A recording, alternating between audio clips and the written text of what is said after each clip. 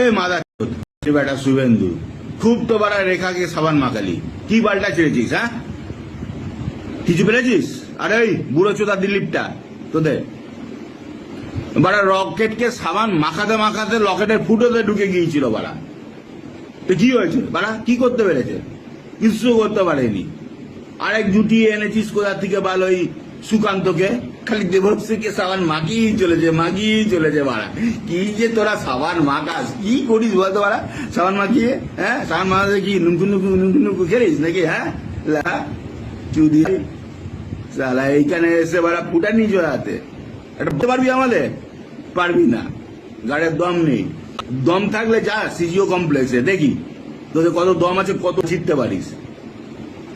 এইখানে এসছে এখনো জেনে রাখ, তাহলে 17 বছর রাজত্ব করবো, 17 বছর দম থাকলে কিছু করে দেখা।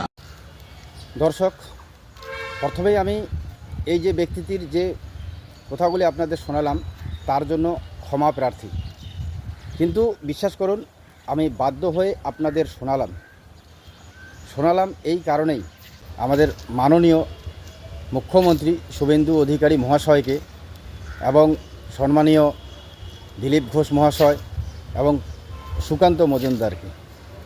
তো প্রথমেই বলবো যে এই ভিডিওটি বেশি বেশি করে শেয়ার করুন, মানে এত সংখ্যক যাতে শেয়ার হয় যে এই ব্যক্তিটির নাম পরিচয় ঠিকানা যাতে জানা যায়, এবং এই ব্যক্তি প্রকাশ্যে বলছেন বা বলেছিলেন, আপনারা দেখলেন, ধরতে পারবি আমাদের দম নেই, মানে যে ভাষায় বলেছিলেন উনি দম নেই সেটা আমি উচ্চারণও করতে পারবো না। তো দম নেই, দম থাকলে নাকি সিজিও কমপ্লেক্সে যেতে বলছেন।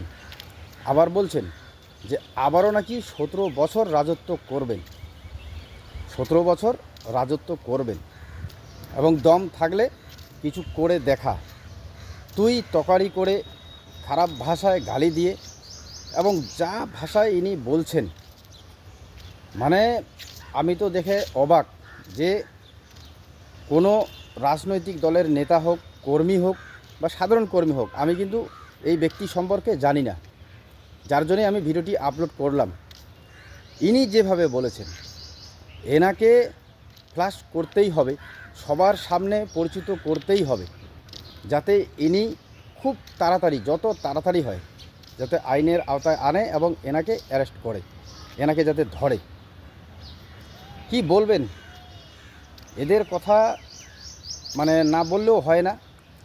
আর 15 বছরের শাসনে এই তৃণমূল ক্ষমতায় এই ধরনের কিছু নেতা, শুধু ইনি নন, অনেক নেতা আছেন যারা প্রকাশ্যে এইভাবে গালি দিয়েছেন, এইভাবে কথা বলেছেন। কিন্তু আমি অনেক ভিডিও দেখেছি, অনেক তৃণমূল নেতার এই রকম বক্তব্য শুনেছি, কিন্তু জানি না কেন যে এই যে ব্যক্তি যেভাবে বলছেন, মানে এনার বলার মধ্যে একটা আলাদা ইমেজ, আলাদা আমেজ তৈরি হয়ে গেছে, মানে খুব দূর পর্যন্ত এনার হাত হবে। এবং ইনি শাসনকালে যে কী কাণ্ড ঘটিয়েছেন, হয়তো এই ব্যক্তির যদি সঠিক পরিচয় পাওয়া যায় তাহলেই হয়তো আসল তথ্য উঠে আসবে। কিন্তু আমি আপনাদের বলছি, আবারও বলবো যে এই ভিডিওটি বেশি বেশি করে শেয়ার করুন। এই ব্যক্তি যেমন করেই হোক প্রশাসনের নজরে যাতে আসে, এবং আমাদের উচ্চ নেতৃত্ব যারা আছেন তাদের নজরে যাতে আসলেই হয়তো এই ব্যক্তির আসল পরিচয় জানা যাবে, এবং এই ব্যক্তি কে, কী করেন বা আদতে কি করেছিলেন, এনার যাতে আসল তথ্য উঠে আসে। এবং সবথেকে বড় কথা, এনার যাতে কঠোর থেকে কঠোরতম শাস্তি হয়। বাস আমি এইটুকুর জন্যই এই ভিডিওটি দিলাম। এখন সোশ্যাল মিডিয়া আমি আপলোড করলাম, বাকি কাজটা কিন্তু আপনাদের করতে হবে। আপনারা যারা আমার এই কেস বাংলা টাইমসের দর্শক আছেন, তারা অবশ্যই, আমার অনুরোধ থাকলো, এই ভিডিওটিকে বেশি বেশি করে শেয়ার করে যাতে প্রশাসন এবং আমাদের যারা উপর মহলের বিজেপি নেতৃত্ব আছেন তাদের নজরে চলে আসে। যাই হোক বন্ধুরা, শেয়ার করবেন, সজাগ থাকবেন। ধন্যবাদ।